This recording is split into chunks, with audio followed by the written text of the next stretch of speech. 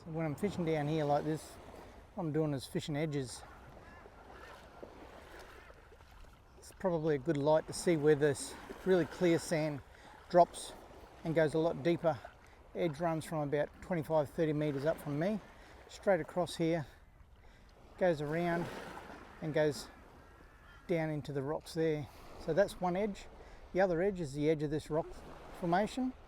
Now I know this rock formation does come out and there's a lot of smaller rocks on the ground just beside the rock formation here, but what I do is, because this lure is a floating lure, I can throw it up onto those rocks and really gently wind.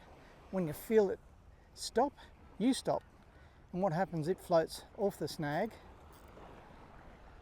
and rises above the snag. You can see the lure, if I just leave it, it floats all the way to the surface. And that's what keeps you off the snag. Now that's right on top of the rock formation as it drifts off the exposed area there. And there's a snag, just let it go. And then we're off it. Floats up above it. Now I know there's going to be a few snags here. We're on something little. Swimming like a little flathead.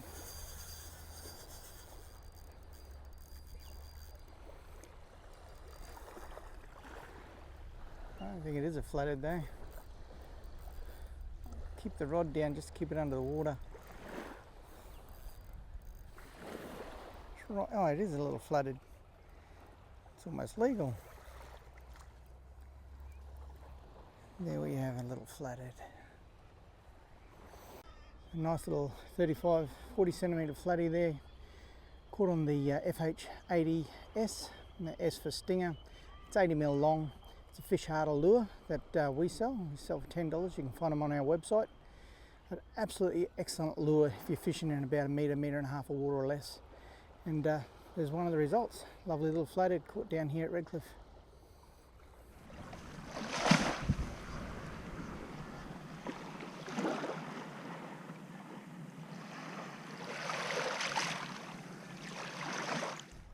The stingers on these FA80s really work well because it lends itself to both brim and flathead. You're opening yourself up to brim.